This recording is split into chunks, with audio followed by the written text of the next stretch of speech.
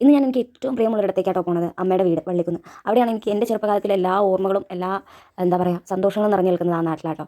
ഒരുപാട് കളിക്കാൻ പോയിട്ടുണ്ട്, മുല്ലപ്പൂ പെറുക്കാൻ പോയിട്ടുണ്ട്, പിന്നെന്താ പൂ പെറുക്കാൻ പോയിട്ടുണ്ട്. ഓണത്തിന് അമ്മമ്മേൻ്റെ അടുത്ത് അടി കിട്ടിയിട്ടുണ്ട്, റൂമിൽ പൂട്ടിയിട്ടിട്ടുണ്ട്, കല്യാണി കുട്ടീൻ്റെ അടുത്ത് മട്ടലൊക്കെ നല്ല പറങ്കാവിൻ്റെ മുകളിൽ കയറിയിരുന്ന് നല്ല അടി കിട്ടിയിട്ടുണ്ട്. ഇതൊക്കെ ഓർമ്മകളാട്ടോ. പിന്നെ മാത്രമല്ല, കളിക്കാൻ പോയി തിരിച്ച് വരുമ്പോൾ വൈകുന്നേരം മേലൂടെ വെള്ളം ഒഴിക്കുമ്പോൾ കാലിലൊക്കെ മുറി പറ്റിയതിൻ്റെ നീറ്റൽ, അതൊക്കെ ഇന്നും ആ ഫീൽ അറിയാൻ കഴിയും. കാരണം കളിക്കുമ്പോൾ ഇതൊന്നും അറിയുന്നില്ലല്ലോ, കളിയുടെ ഇതിലല്ലേ.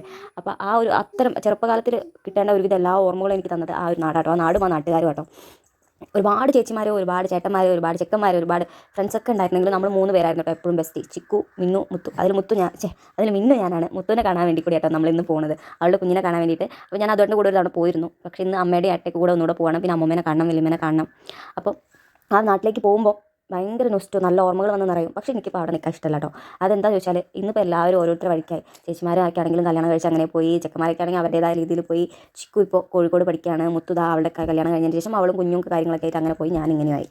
അപ്പോൾ ഇപ്പോൾ അങ്ങോട്ട് പോകുമ്പോൾ ആരും ഇല്ലാത്തൊരു വള്ളിക്കുന്ന് ഭയങ്കര എന്താ പറയുക, ഭയങ്കര സങ്കടമാട്ടോ അവിടെ നിൽക്കുക. ഞാൻ എന്നിട്ട് അവിടെ പോകുമ്പോൾ സാധാരണ വിളിച്ച് ചോദിക്കുക, നിങ്ങളൊക്കെ ഉണ്ടോ അവിടെ, ആരെങ്കിലുമൊക്കെ ഉണ്ടോ അവിടെ, ഞാൻ ചേച്ചീനൊക്കെ വിളിക്കും, ചേച്ചി വരുമോ എന്നൊക്കെ ചോദിച്ചിട്ട്. അല്ലാണ്ട് എനിക്ക് അവിടെ പോകുന്നത് ഇഷ്ടമല്ല. ഭയങ്കര അത്രയും സന്തോഷത്തോടെ കഴിഞ്ഞ ആ നാട്ടിൽ പിന്നെ ഒറ്റയ്ക്ക് ഇങ്ങനെ എവിടേക്കും പോകാനില്ലാണ്ട് ഞാൻ വന്ന വീട്ടിലിരിക്കാറില്ല. എൻ്റെ അമ്മൂമ്മ പ്രധാനമായിട്ട് പറയുന്ന കാര്യം, വന്ന അപ്പോൾ ഓടുവോളം അവിടെ കിട്ടൂലാണ്. സത്യമാണ് കേട്ടോ. ഞാൻ അവിടെ മാമൻ്റെ കൂടെ വന്നു കഴിഞ്ഞാൽ അപ്പോൾ ഓടുന്നത് ബാക്കി എൻ്റെ ഫ്രണ്ട്സിനെ എല്ലാവരും കാണാൻ വേണ്ടിയിട്ടാണ്. അപ്പോൾ ഇന്നിപ്പോൾ അവിടെ പോയി കഴിഞ്ഞാൽ അങ്ങനെ ഓടാനൊരു സ്ഥലമില്ല. അപ്പോൾ അത് ഭയങ്കര ഒരു വേദന കേട്ടോ ഇന്ന്.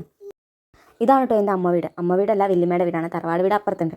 അപ്പോൾ ഇവിടെ വന്നു അമ്മൂമ്മേനെയും വല്യമ്മേനെയും മാമനെയും മാമേനെയും സാലുവിനെയും എല്ലാവരും കണ്ടു. ഇവിടെ ഇവർ മാത്രമല്ല കേട്ടോ ഉണ്ടായിരുന്നത്. നമ്മൾ ഷീബേച്ചി, രമേശേച്ചി, രേഷ്മേച്ചി, ഞാൻ, അങ്ങനെ എല്ലാവരും കൂടെ ആ തറവാട് വീട്ടിൽ നേരെ ഹാളിൽ പായ വിരിച്ച് അങ്ങനെയാട്ടോ കിടക്കാറ്. ഇപ്പോൾ ആ ഒരു കാലമേ മാറിപ്പോയി. ഇന്നും ഞങ്ങൾ ചേച്ചിമാരെ കുടുംബം പറയട്ടോ അത്. അപ്പോൾ ഇതാണ് ആ സംഭവം. പിന്നെ അത് കഴിഞ്ഞ് ഇതാണ് മുത്തുവിൻ്റെ വീട് കേട്ടോ. ഇത് മുത്തുവിൻ്റെ കുഞ്ഞാണ്.